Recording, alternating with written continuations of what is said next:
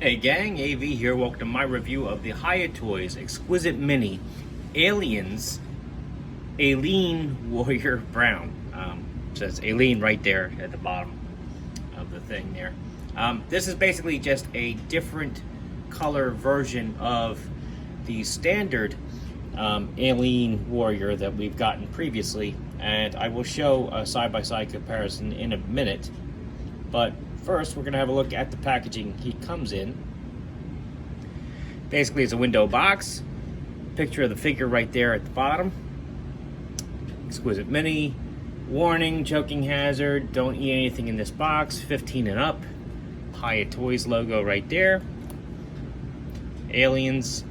Aliens. Aliens. You guessed it, aliens. On the back, we've got some legal stuff and two other product shots there at the bottom. Nice photographs of the figure. Always nice to see. That's all I gotta say about the box. It is usually taped closed, but I have already cut the tape and removed the figure and heated up its joints with a hair dryer prior to the review to make sure that there were no issues. I do recommend that you heat up the joints on all your Hiya Toys figures when you first get them, because they do have a tendency to stick, be stiff, and not work properly. He does have an insert card, which is right here. It's kind of cool looking, kind of like that. Basically an alien with an egg right there. Pretty cool. It's different than the other ones we've gotten with the aliens figures that I've reviewed recently. Maybe they're changing it up. So anyway, the figure comes in a two-part tray. Just take the first part off. I just knocked his extra hand. There it is. Okay. Figure out of there. We'll have a look at his accessories first. Namely his hands. He has an alternate set of hands. And just so you know, the aliens, unlike other figures, they basically have relaxed hands and then outstretched claws. You know, they don't have any gripping hands or anything like that. But they do come with the alternate hands. This guy appears to have his fingernails painted silver, which is nice. The inside of his palm is black, and that's the one hand. Here's the other one. They're more or less, these are the outstretched grasping hands. But they don't really grasp anything, just so you know. Pretty cool. All right. That's those. He also has his display base, which is right here. This is just like a black. Doesn't appear to have very much airbrushed or dry brushed detail, on there. Just a little hint of silver, but not much. I've seen more in other examples. This one actually has like a rust effect on it, which is pretty cool. And this one also has like a rust and dirt effect on that. But you can see these are combined using these H-shaped brackets, which the figure does come with in his tray here. And I just had the pliers. Aha, there we go. I don't have to struggle with it this time. So anyway, it comes with these H-shaped brackets, which fit nice and snug in those little grooves there you see on all four sides of the base. It allows you to connect them together, which is always nice. I'm a big fan of these. I wish more companies did stuff like this. You can make a floor with that stuff. I love it. So anyway, a little out of practice this morning. Cut me some slack. Yeah. Here's the figure. And you can see he has a very clear brown tone to him. We'll do a side-by-side right now, as a matter of fact, since I am looking at the details of the figure. He is the exact same sculpt as the previous example of the Aline Warrior that we've gotten. Same sculpt. Much different paint apps. Looks like he had like a brown wash put over him, whereas this guy was more of like a metallic blue almost. Very cool. Very cool. The washes and the dry brush effects, they really make the details in the sculpt pop, and there is a lot of really good detail with these figures. Let me see if I can move my light a little bit more. As you can see, a lot of really good molded detail, even on his arms and his legs. He's got like that scaly pattern to them. Very, very good stuff.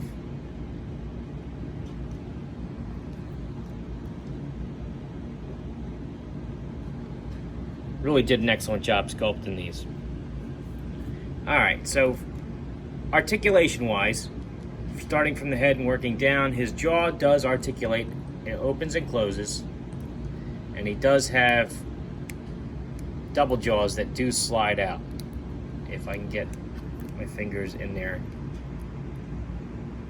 Come on now.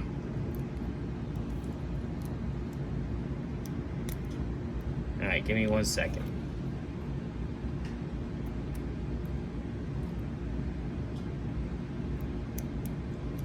There we go. So the double jaws do slide out. Very cool. I love that feature in these newer Alien figures. Really, really cool. So you can slide the double jaws back in, close his mouth. Because of that feature and the fact that the double jaws do slide back into his head, he has no articulation here at the top of the neck. His articulation is there at the bottom of the neck, which allows you to turn a little bit left and right, look up, look down, and obviously tilt to side to side. His arms, full 360 degrees. They go up about that high, which is really nice. Nothing at the bicep. Elbows will do a full 360 degrees. They bend about 90 degrees as well as flatten out. Wrists are on a tiny, tiny ball joint, so which allows them to rotate 360 as well as pivot around, as you can see.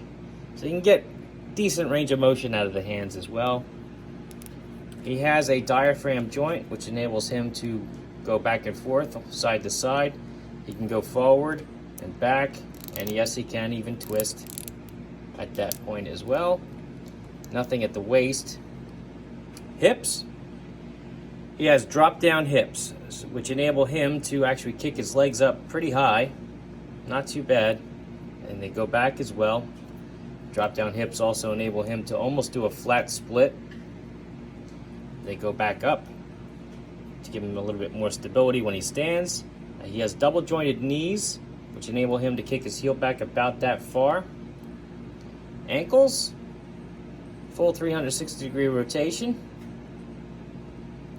Point his toes down, and he can point his toes up very far. Very good articulation on these guys. Always has been. Points that you want to be careful with when you're first opening the figure include the wrists, the elbows, and the ankles. Those are the parts that usually seem the stiffest when I get them out of the packaging, and they're also the most likely to break on your figure if you are not careful. I can't stress it enough with these figures. You have to heat them up when you first get them. So anyway, let's get him standing on this base here, and we'll do some size comparison.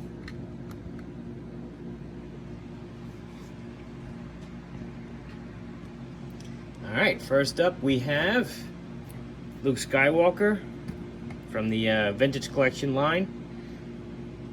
As you can see, the alien towers over him, which makes sense. The aliens, I believe, are supposed to be around 7 feet tall. So if you're looking at a 1/18 scale, he's perfectly sized for it. Here's a 3 3/4 inch G.I. Joe figure. Same thing, towers over him as well. Here's a more modern G.I. Joe figure, Dollar General Cobra Trooper. Boss Fight Studio Blank. Marvel Universe Captain America. And a Master Chief, who's just about the same height. Again, all 1/18 scale. All in all, I do like the figure. I'm I'm not sure I prefer the brown over the metallic blue. I think the metallic blue is better and a more traditional look for the alien. But I do like having a little bit of diversity in my my army building right now. So I'm happy to add him to the collection. I just don't think I would army build this particular version of him. He may probably show up a little bit better in certain lighting and different effects that you may use online for your photos or whatnot. Still very cool. The brown does actually bring out a lot of his detail a little bit better than the metallic blue does. But anyhow, your personal preference may vary. So anyway, this has been AV. This has been my review of the Aliens Aline Warrior Brown from Hiya Toys. Exquisite Mini. If you like this video, check out my channel. You'll find a whole bunch of other 1/18 scale content, figures, vehicles, and accessories from numerous different toy lines. And if you like what you see there, then please subscribe. As always, thanks for watching.